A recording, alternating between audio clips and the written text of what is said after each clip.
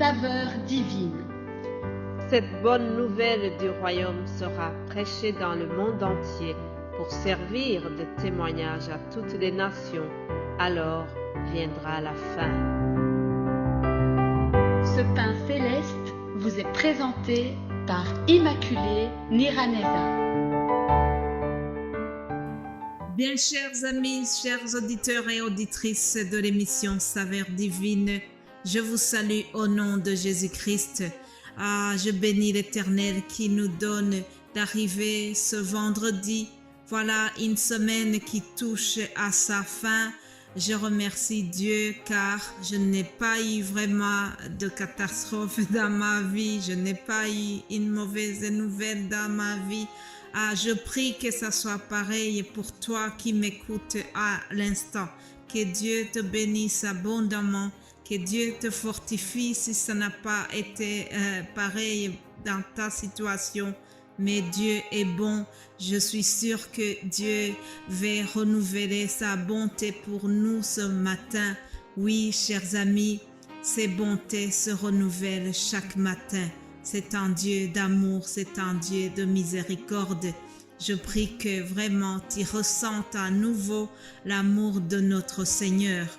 Alors, comme vous le savez, pendant toute la semaine ici, nous avons suivi un thème qui disait que Jésus a les paroles de la vie éternelle. Disons, la référence que nous avons suivie, ça se trouve dans l'Évangile selon Jean chapitre 6 au verset 68b. Il s'agit de la réponse que Simon-Pierre a donnée à Jésus-Christ.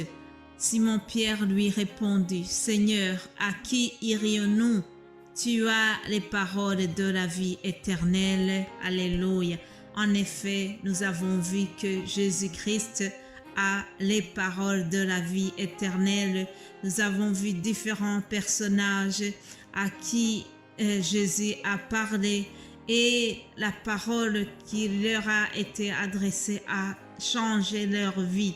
Je vous rappelle que nous avons vu par exemple la rencontre de Jésus et cet infirme qui était à la piscine de Bethesda. Ça faisait 38 ans qu'il était sous la dépendance de son entourage, 38 ans de souffrance, 38 ans où il était vraiment incapable, il était dans l'incapacité de travailler. Mais lorsque Jésus-Christ l'a vu, tout a changé, chers amis. En effet, la longueur du temps n'a pas d'influence sur la capacité de Dieu pour nous manifester sa puissance. Quelle que soit la durée de ton épreuve, quelle que soit la complexité de ton problème, je voudrais te donner une bonne nouvelle, c'est que nous avons le Dieu de l'impossible. Il trace un chemin en plein milieu de la mer. Celui qui a ressuscité Lazare après 4 jours, celui-là, il n'a pas changé. Jésus-Christ a les paroles de la vie éternelle. C'est cette parole-là qu'il a prononcée lorsqu'il était dans cette famille de Lazare. Il a dit, Lazare, sors. Puisque la parole de Jésus est pleine d'autorité, Lazare est sorti après 4 jours dans le tombeau, alors qu'il sentait déjà, je ne sais pas, peut-être que aujourd'hui aussi tu as l'impression que ta situation est déjà pourrie, tu as l'impression qu'il n'y a plus de retour possible. Tu te dis, il n'y a plus rien à faire, mais je viens te dire que Jésus-Christ, il est capable de changer ta situation. Jésus-Christ peut prononcer un seul mot, il peut dire une seule parole et ta situation va changer. Vous savez, même les ennemis de Jésus, ils savaient très bien que il a les paroles de la vie éternelle. Un jour, ils se sont écriés en disant « Personne n'a parlé comme cet homme ».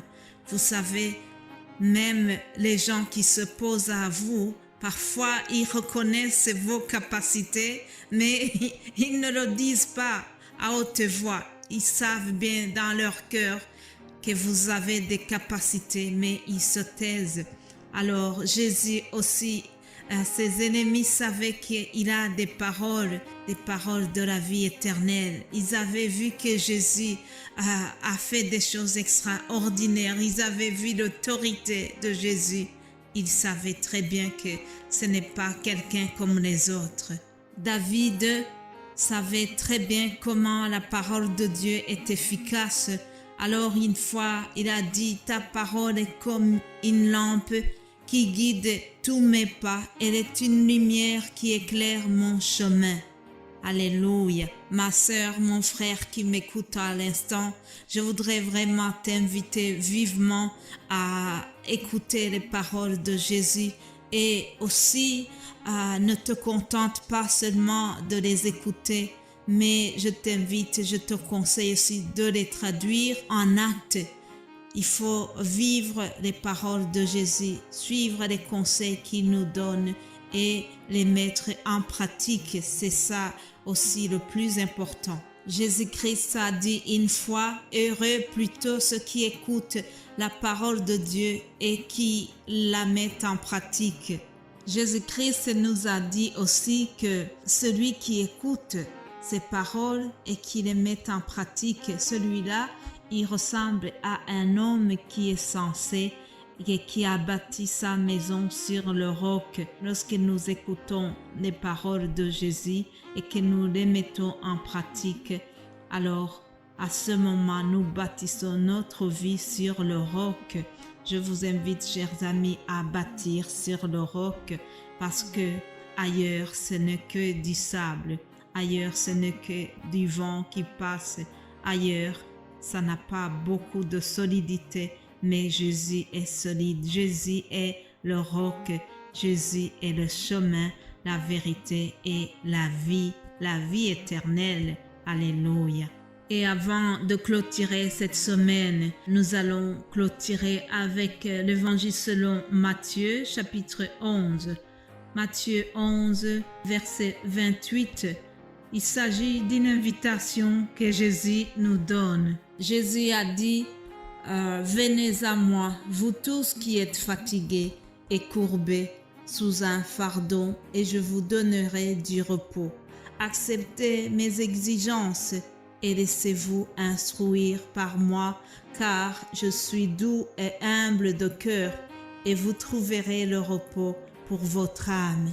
En effet, mes exigences sont bonnes et mon fardeau est léger. Alléluia. Voilà une invitation que le Seigneur te lance aujourd'hui. Peut-être que tu es fatigué par différentes choses. Je ne sais pas ce qui te pèse pour le moment, mais Jésus te dit, viens à moi si tu es fatigué. Apporte-moi ton fardeau. Apporte-moi ta croix et moi je vais le porter à ta place. Viens car je suis doux et humble. Voilà une invitation, cher ami, de Jésus qui t'invite à lui déposer tes fardeaux. Jésus est capable de t'aider. Jésus est la source de toutes les solutions à tes problèmes. Il faut seulement lui faire confiance. Voilà une parole de vie encore une fois.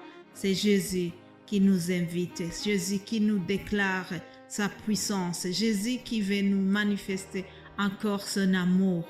Je vais terminer en te posant cette question. Est-ce que tu as déjà dit oui à cette invitation de Jésus? Est-ce que tu crois au Fils de Dieu? Je ne sais pas ta situation spirituelle, toi qui m'écoutes à l'instant, mais je voudrais terminer en te disant que celui qui croit au Fils a la vie éternelle. Celui qui ne croit pas au Fils ne verra pas la vie, mais la colère de Dieu reste au contraire sur lui. Je te souhaite vraiment de ne pas rencontrer cette colère de Dieu, mais de croire au Fils afin que tu aies la vie éternelle. Voilà mon souhait pour toi. Voilà ma prière pour toi en terminant cette semaine. Que tu puisses vraiment accepter Jésus-Christ dans ton cœur et le recevoir comme ton Seigneur et ton Sauveur. Alors, tu auras la vie éternelle. Tu pourras bénéficier de ces paroles de Jésus. Les paroles de Jésus-Christ ont la vie éternelle. Soyez bénis et nous allons nous retrouver lundi par la grâce de Dieu. Amen, amen.